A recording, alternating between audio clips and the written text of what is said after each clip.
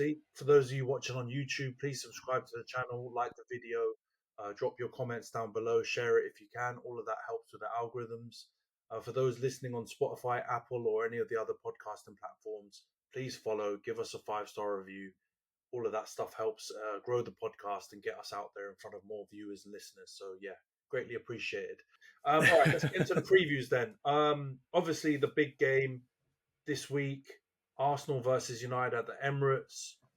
I'll be honest. I'll give my point of view quickly before I flip it over to you, Johnson. We do the predictions. Obviously, it's banter. It's the social media derby. It's the reason why we got this pod and we named it after that. There's going to be loads of jokes, content bounding around by all the different social media influencers and whatever. Two most followed teams on social. I know Liverpool fans tried to pipe up, but let's be real. So it's going to be funny, and you know we're going to rib each other either way, unless it's a draw. Although I think probably we would try even rib you on a draw because we're kind of mudded, and you guys are the team that you guys are. So I don't know. I'm going to be realistic with it. I don't think we can win this game.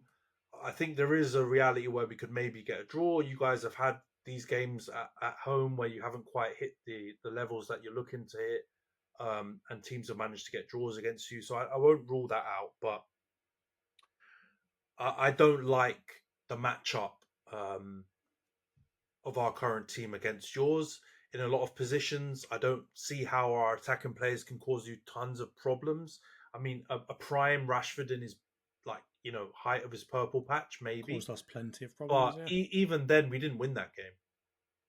We lost it in the last minute. I think it was. I think Nketiah flicked one in the last minute of that game, and we gave as good as we got. But yeah, defensively, I think I'm not that worried about Havertz. So he'll probably go ahead and score a hat trick now. But I'm not. He's never been a player I've been super worried at coming up against our centre backs. But yeah, normally the Saka and Martinelli matchups out wide when you've played against us have caused us a bunch of problems. Obviously, Mazraoui at right centre back helps to a certain extent.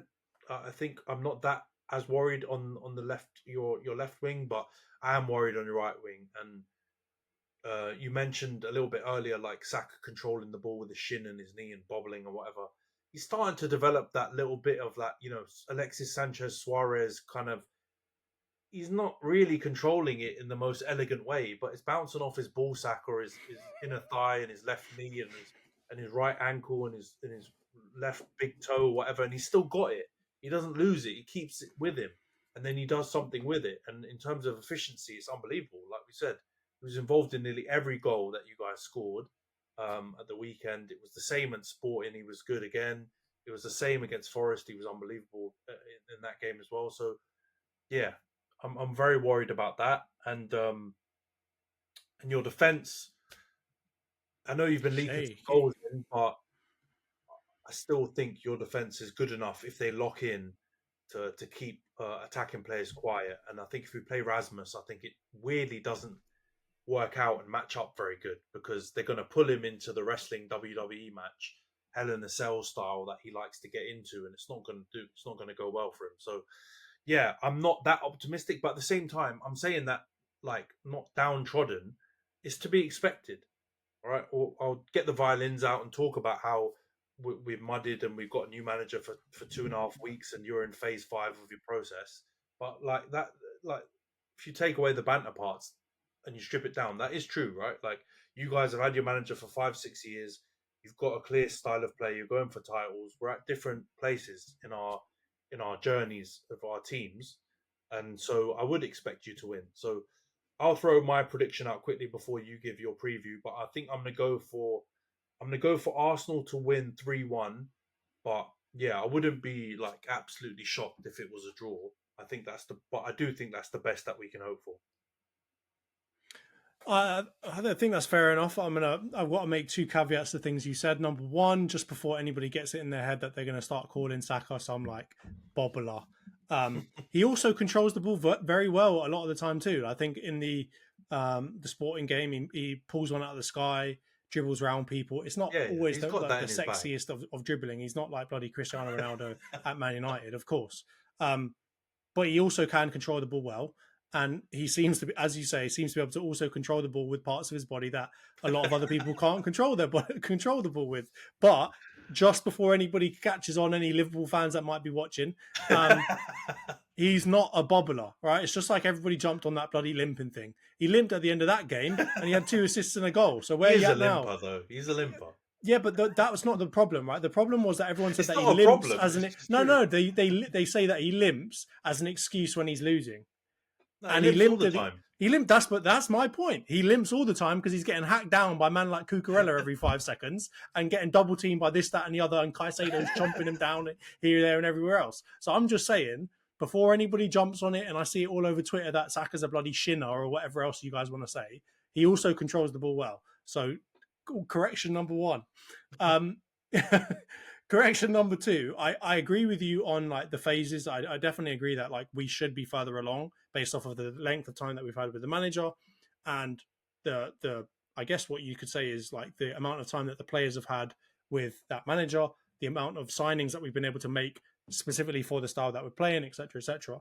One thing I'm not going to get twisted up about though is Man United still have plenty of quality on that pitch, right? I know that a lot of people under Ten Hag will say, they looked crap, or Casemiro has passed it and he looked like a kebab man, or Ericsson, has half a heart, or whatever else that like I saw a certain man saying about him, right? You've still got really good players, and whether they're in down periods of form does not matter. Because one thing I know about Man United players and fans is that you get up for Arsenal matches, right? Like I think we are out of City and Liverpool and us. Obviously, City and Liverpool have won like far more than we have, but I think we're the most accessible for most of the big teams that want to prove something. We're the most accessible in terms of trying to get a result, and particularly for Man United. Right, I've seen you get slapped up by Liverpool multiple times. I've seen you get slapped by Man City. I've also seen you beat Man City, but I haven't seen you get slapped by us in a while. Even the last game where we had, I can't remember, was it Dallo or whoever it was, like sliding across the ground and that? We did not slap you. Yeah, that was not a slapping. So you're a kind of a bogey team for us in many ways. And I think it's partly because of the mental aspect of Man United getting the better of Arsenal. Even during the Wenger and Sarau periods, yes, we had good squads and we did manage to get titles off you, but you definitely got the better of that run.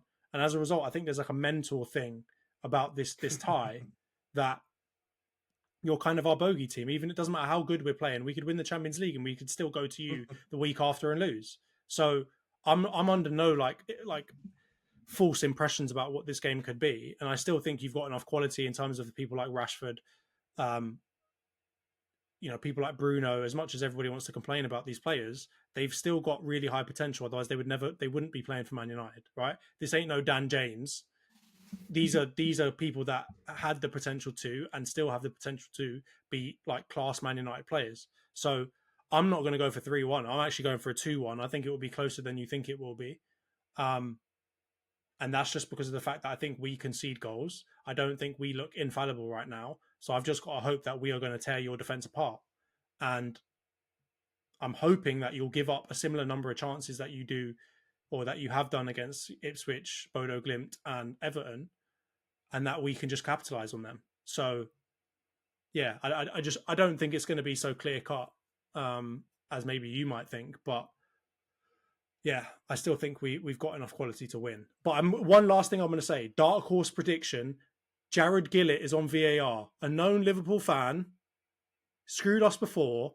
I'm going to call dark horse. Someone gets sent off, or you get a dodgy penalty. I'm putting that as my dark horse backup prediction in case it happens. All right, Jared Gillett, you shouldn't be on an Arsenal match. He's been on 5 Arsenal matches already. We've had how many games this season?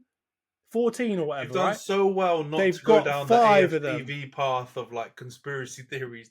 I'm not trying to do conspiracy theories, Ant, but if you guys got the sending offs that we've had this season, which I haven't seen anyone else get sending offs for still to this day, you'd also think, what the hell is going on? Particularly when like a lot of our fan base was trying to say this was our year, right?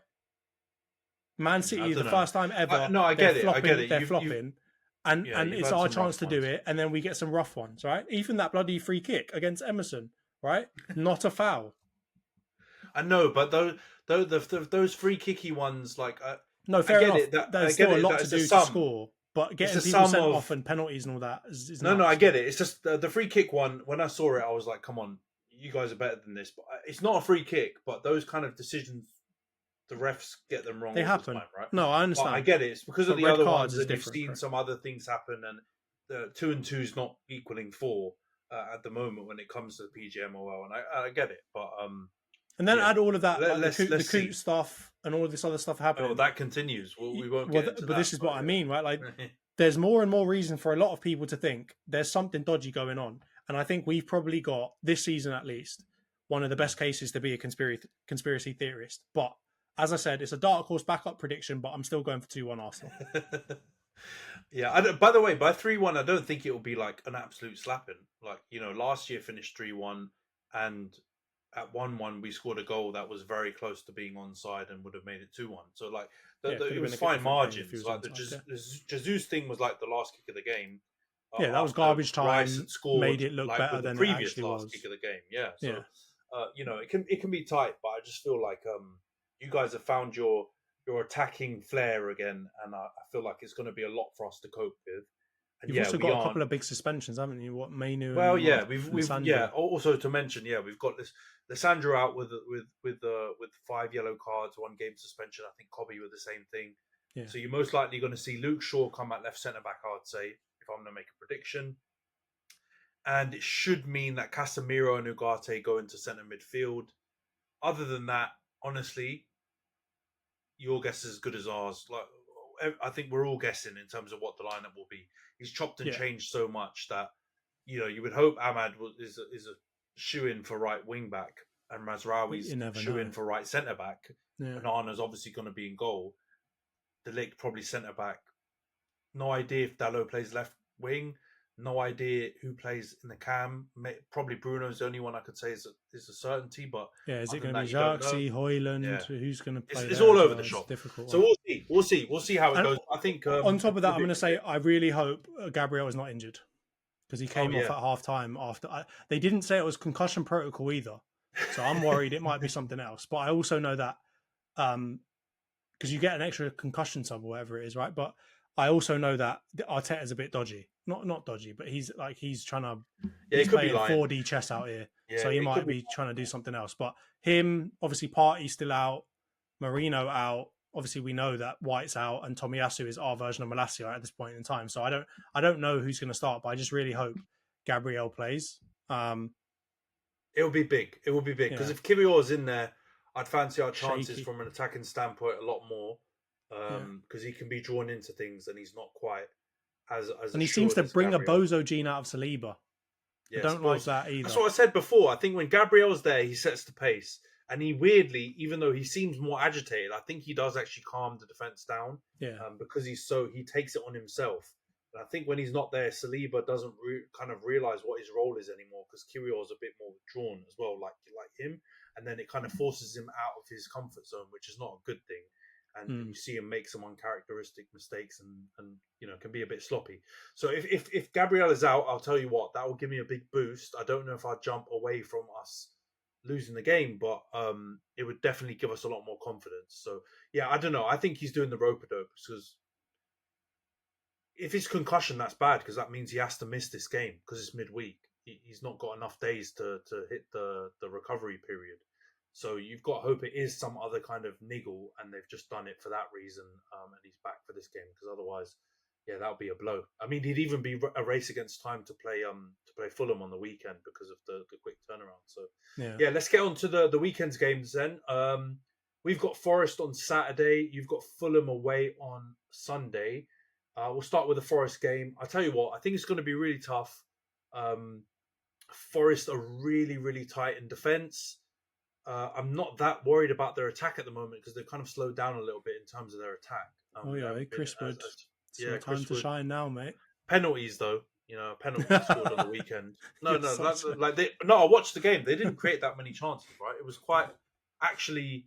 Ipswich were like a bit unlucky there. They actually had some bigger chances in that game. I think Aina cleared one off the line, and it was actually a bit ropey in defence, but they still managed to get away with it. And then, yeah, Wood scored the penalty. So I'm not that worried really from a defensive standpoint, but I'm obviously a bit concerned about how we're going to create so many chances against them. But I did have a similar kind of feeling going into Everton, and we showed that we could still create chances, and we were quite good and clinical when it comes to taking them. So yeah, I'm gonna give us the win. I think we'll turn it around after the midweek against you lot, and we'll get a win. But I think this will be the tight one that we probably predicted for Everton. But I'm going to go for United to win 2-1. But I think it'll be kind of a bit of a throwback to the Ten Hag days where it's nip and tuck. But what do you think? Uh hmm.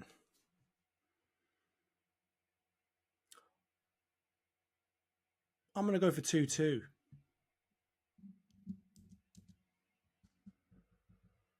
I think it will also be close, but I think Nottingham Forest are. It's a lot of goals, man. It is. It is. I think you guys can definitely concede to though. I know that you've got currently the Golden Glove and all that, but I still see clinical finishing against you lot. You can score goals, right? And I mean, we saw that against Frodo Glimt and that. So they've got technically the third most clinical striker in the league right now in terms of goals scored in Chris Wood. And they've still got a pretty exciting, like, kind of three midfielders behind him. So I know Chris Wood hasn't got a lot of pace. He hasn't got the most flair or dribbling skills or anything else like that. But he's got Hudson-Odoi, who some Chelsea fans have previously called a one-on-one demon. And they've also got people like Morgan Gibbs-White, who I think is good. You know who's also an absolute shithouse, but a bit of a handful, is that Jota Silva. He's got one of the worst haircuts I've ever seen in my life. And my man needs to pull his shorts up because they're constantly falling off his. But he's a massive handful. And he's a real little, like, he's like grips in people, Weasel, yeah. elbowing them. Yeah, he's a bit of a weasel. So that combined with bloody Ryan Yates or whatever he is, who's just constantly got a black eye. I don't know how, but he's always got a black eye because he's probably trying to double foot people on his bloody nights out and stuff like that. But yeah, I don't think that bodes well. They almost remind me of like a last season Newcastle, where they've got like just some right people in there that frustrate you, but they've also combined that with pace and power. And I don't like that as a general thing against some of the bigger teams. It's effective. So it's it is effective, though. Yeah. I mean, like Newcastle showed it was effective. I feel like Nottingham Forest are basically the new that this season, right? Like they've got people like Milinkovic and Murillo. These men are throwback defenders, right? Like Murillo looks more like an American football player than he does a footballer. Right? He's like silky though with the ball. He is really silky because he's still Brazilian or whatever, but he's built like an absolute fridge. Like he's huge. Yeah. And then you combine that with Milinkovic, it's a long day. Proper, Eastern European steel right there. Exactly. Nah, it will be tough. I to be honest, I'm regretting going for 2-1. I think it'll be lower scoring than that, but I think I know there might be chances, and we're not. We still give up some half chances, and people can counter us for sure. I just don't know if Forest are the ones to do that. Like, fair enough. Yeah. My biggest concern is us scoring against them because that's where they've been really, really strong. But yeah, all right, cool. So you've got different results for that. Then I've gone 2-1. You've gone 2-2. Let's go on to the Fulham Arsenal game then. The Emil Smith Rowe. Who else have they got from you? Iwobi. They've got Reece Nelson. Iwobi. Yeah, they're basically like Arsenal B at this point. At Craven Cottage, I mean, it's not bad. You guys are decent title challengers. Arsenal B are in like bloody top 10 as well. I think they're on the same points as us. They're just behind us on our newly found goal difference. But yeah, the Craven Cottage is an interesting stadium as well because it's really small and the fan base don't go mad. The atmosphere is not like really quite scary. Subdued. But because the ground is really tight, I do feel like you can feel like a bit claustrophobic there if I was a player because like it's so small, it's right by the river. It's a bit of a dodgy one, and if the weather's not fantastic, which I think the weather hasn't been here in London and England for a couple of weeks now, it could be a sticky one for you guys. But we lost this fixture last season, mate. Like they beat us 2-1 at Craven Cottage, so. Yeah, you were in a sticky spell though. Then I remember that period. I think you lost to West Ham that at home But that this is same what I week mean. or These are something. the kinds of teams that we can lose against. And I mean, we drew against them at home last season as well. So we did not do well against Fulham last year, and it might be because of their manager and the way that they play. So I've just got to hope that we can do something about it. But this is a potential banana skin for Arsenal, and I think it has been clearly over the last couple of years. So yeah, I'm not quite as confident, and I agree with you. Like they probably could make better use of the stadium setup and stuff, but I don't know. It's West London. These lot don't care about being football Yeah, hooligans. I think it's more like their fan base are not the most ruckus. But Yeah, if they did have a ruckus fan base, they would it would get that sticky. stadium would be even more difficult because yeah, it's really a throwback stadium, man. But yeah, I get it. I think it'll be difficult. I think you maybe being a bit overly pessimistic because of last season you had a tough time against them, and I understand it. But you also had a tough time against Villa last season, and you've beaten them this season. I know it was ropey True. that game, but you beat them. So I don't think there's something fundamentally wrong with your matchup against Fulham. I just feel like you played them at some tough times last season. Um, but I do think that you can't overestimate them. Kind of people go into games against when the big teams go against Fulham, they look at 3 points tick because they don't necessarily have like very obvious danger men that Yeah, outside of the top teams you would go and buy. But they do go and get really handy players that are like not wanted by some of the top teams. We mentioned them. Iwobi was sold. I know he came via Everton, but he was a big prospect, and then you guys flogged him because he didn't look like he was turning out to be the player you wanted. Emil Smith Rowe, rinse and repeat. Reece Nelson, I know it's a loan, but he's obviously not needed at the team. Andreas Um, Pereira, he's your Pereira he's, from he's us, your yeah, unwanted guy, same and he's thing, actually really yeah, good for them too. exactly. Decent Yeah. player. We've sold them a Raul few as well. Jimenez, Yep, he's Jimenez is he's got decent. I think like the highest XG for goals or whatever this season. It's mental. Like he's getting so many chances, and it's a matter of time until he puts them away. But think Yep. about the competition he had as well. Like last season, didn't he have Muniz was just all over his trying to get into that team, slapping goals in left, right, and centre. He's got was it Adama Traore as well? That's another one. Like they've got like a real ragtag group of players, but there is a lot of quality in there, and they've also got some like just some not some unknown players, but some players that are maybe underrated or not talked about enough that actually do quite well. Like I remember seeing was it Tom Kearney, Harrison Reed. I know that they don't necessarily start for them, but they're all over the place. They're trying really hard. They're not like like really bad. Like they're actually really good. They work really hard, and they've got a decent bit of quality to them. And when you add that together with some of the other players they've got, it does make for a bit of a handful. Um, so They're yeah, a it's well-oiled not an easy machine, game, man. man. They're a Yeah, well-oiled machine. They're a perfect example of like this. The individual parts are not that outstanding, and that they don't look like they've got massive star quality. But together, the sum of their parts is a really handy team. And I like their manager, Marco Silva's really good, man. And I think he's yeah. bounced back from some disappointing spells at Everton and Watford and stuff like that. And he's really molded this Fulham team into a real handful. And like you said, Adama Traore is overlooked. He's physical, got the pace, and then they've made. I really like the business they did in the window. I think Joachim Anderson. I don't know how they managed to do Yeah. that, I don't know but why Crystal Palace Palace did is that. still missing them now. Hmm. They've got worse defensively since he's left. They got Sander Burge, who looks okay, and he's a bit of a unit in midfield He's as your well. ex weren't you The linked to him for a target, bit? yeah, that we were looking at for a moment. So yeah, man, I think it'll be a close game, but I'm gonna give it to you guys just about, and I'm gonna say Arsenal to win 2-1.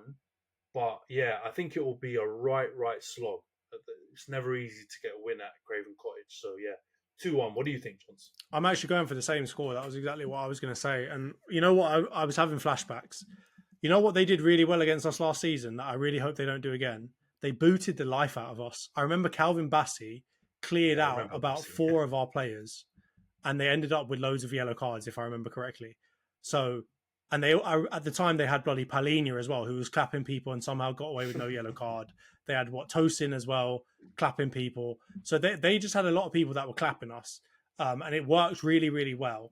And I think you saw it against Newcastle. We always have trouble, and they do the same thing to us. Fulham, if they can do it against us, they also cause us trouble. If you are a bit like a bit housey and can get away with it and not get punished, you can do well against Arsenal. So I really hope they don't do that again.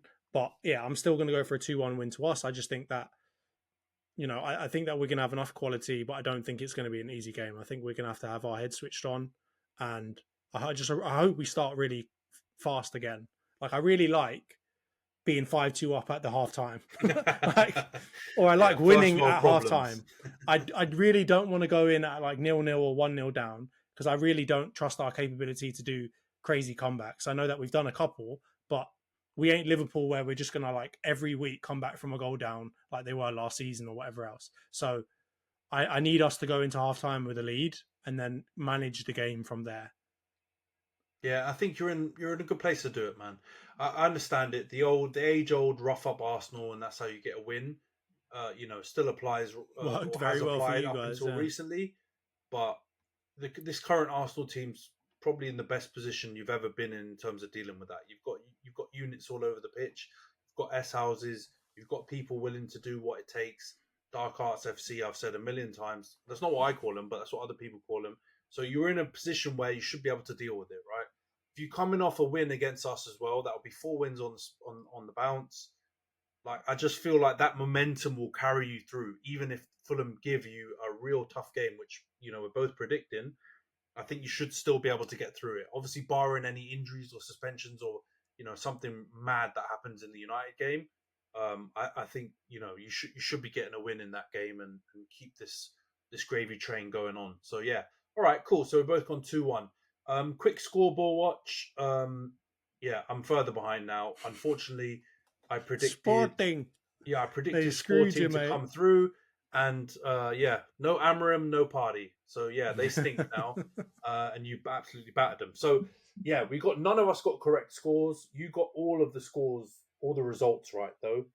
2 Arsenal wins, 2 United wins, and I got the 2 United wins, 1 Arsenal win, and then obviously the Sporting one let me down. So you're on 29, I'm on 16. So still big gap. Hopefully, the Fulham Arsenal game is going to be a stinker if we're both right in terms of gaining ground on you. But yeah, we've got the Arsenal. You've got the Man United top Nottingham the Forest one. one. Yeah, you keep giving me tap-ins with certain results, but I'm yet to take advantage of it. So yeah, 29.